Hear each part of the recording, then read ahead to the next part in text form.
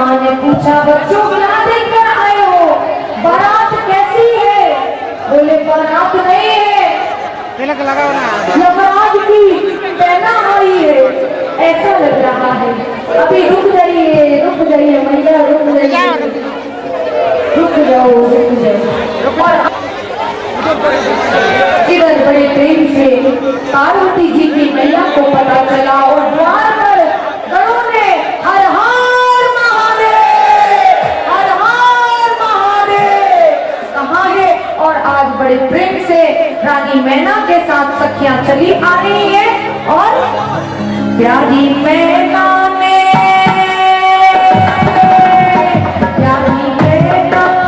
आरती सवारी चली सखियां रथ में।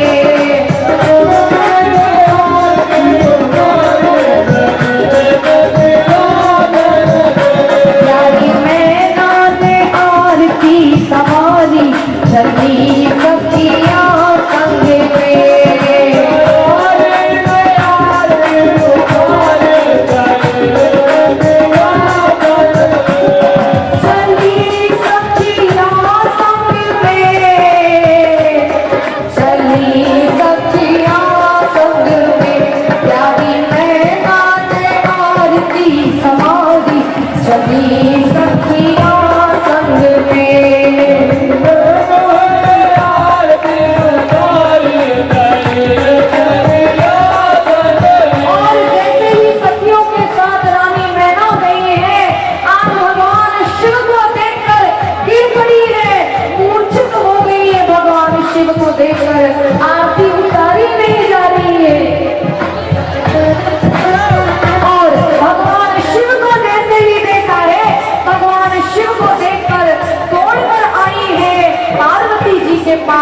और पार्वती जी को देखकर अत्यंत प्रेम से पार्वती जी को आज मैना रानी ने अपनी गोद में बैठा लिया और गोद में बैठाकर रोने लगी।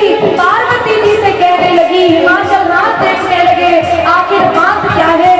मैया कहने लगी मैं पार्वती को लेकर आग में जल जाऊंगी, समुद्र में कूद जाऊंगी, इस पर्वत से छलांग मार जाऊंगी, परंतु अपनी पुत्री का विवाह कभी भी भूत भावन भगवान से नहीं करूंगी।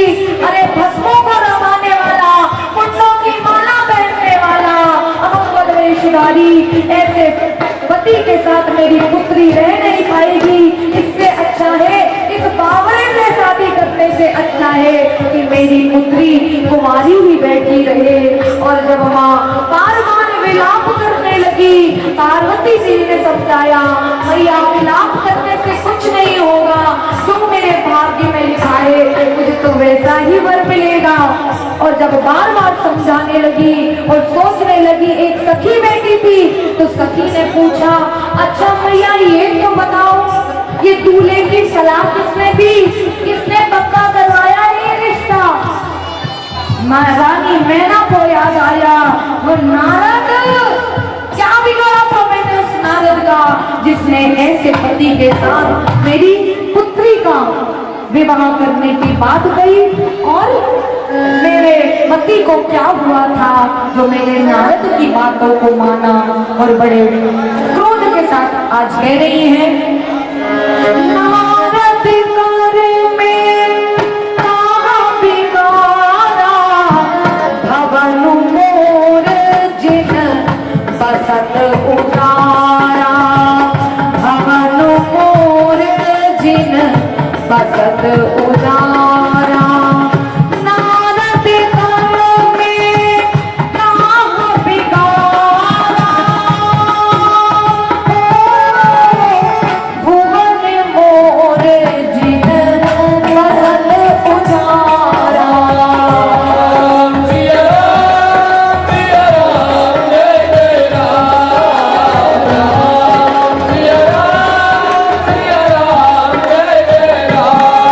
सोचने लगी, कहने लगी उस नारद का मैंने आखिर क्या बिगाड़ा था। और नारद ना आता तो मेरी बेटी को ऐसी सलाह तो ना देता, ऐसे भूत बाबा के साथ मेरी पुत्री का विवाह करवा दिया। अरे खुद तो ब्रह्मचारी है, खुद के तो परिवार नहीं है, बच्चे नहीं है, खुद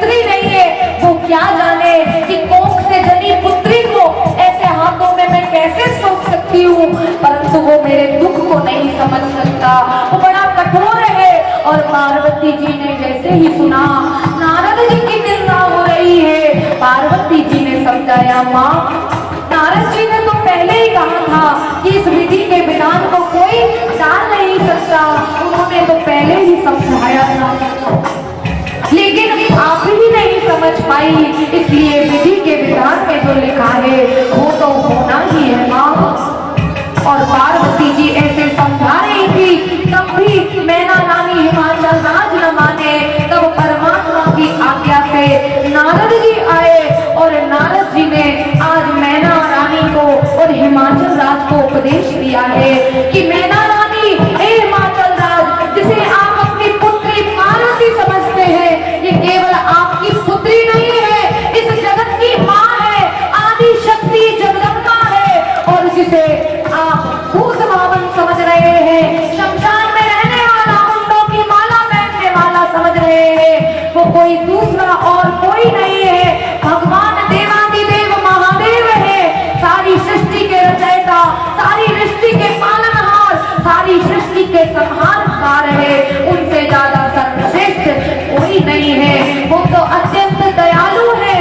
परंतु रानी मैना का हृदय बार बार कहने पर भी समझ नहीं रहा है।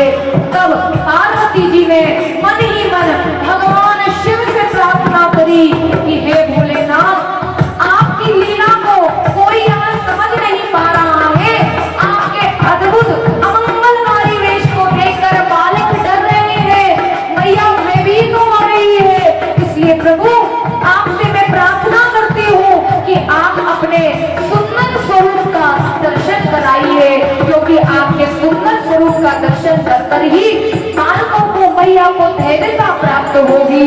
इसलिए प्रभु आपके बारंबार विनती करती हूँ, आज अपने राजकुमार के रूप में आप सबको दर्शन दीजिए, जिससे ये सारी नगरी आपके रूप को देखकर आनंदित तो हो जाए, वरना कोई बारात में आने वाला नहीं है। भूत प्रेत पिशाचों से कह दीजिए कि अपने सुंदर रूप को दिखाए।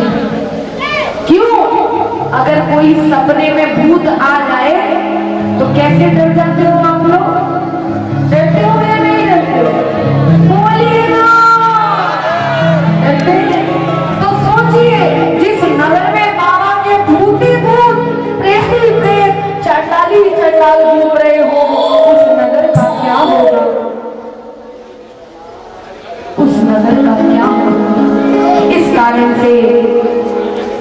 इस कारण से पार्वती जी ने भगवान शिव से प्रार्थना करी और शिव ने आज पार्वती जी की बात को सुना और अपने सुंदर सजीले रूप को प्रभु ने यहाँ दिखाया है, क्योंकि प्रभु की अगर आरती मैना रानी नहीं कर पाएंगी तो भावरे कैसे पड़ेंगी। इस कारण से बड़े प्रेम से भगवान शिव से प्रार्थना करी है, प्रभु अपने अत्यंत सुंदर रूप का दर्शन कराइए।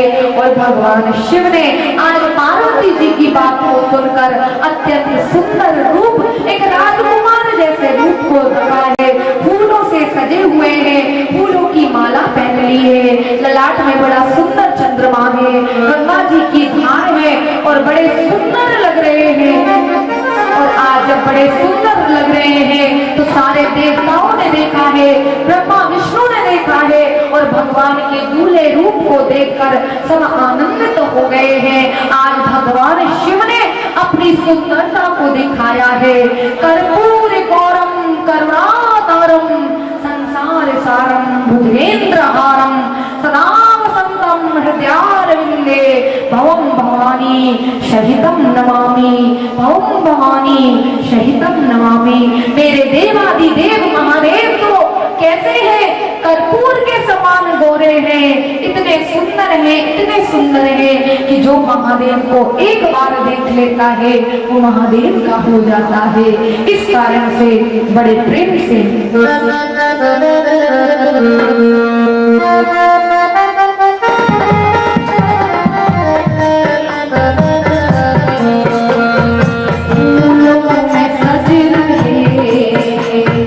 फूलों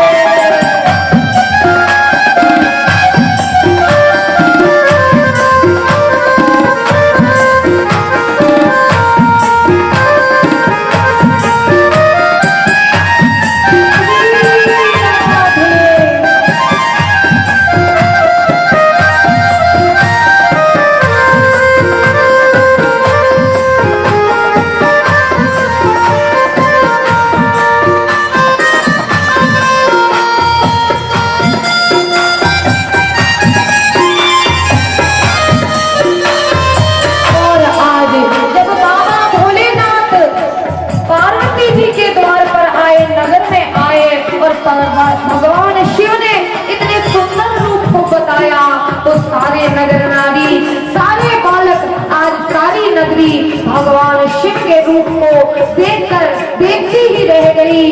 सोचने लगी, पार्वती जी के भाग्य की सराहना करने लगी, क्यों मेरे परमात्मा ने अपने रूप को दिखाया। इसलिए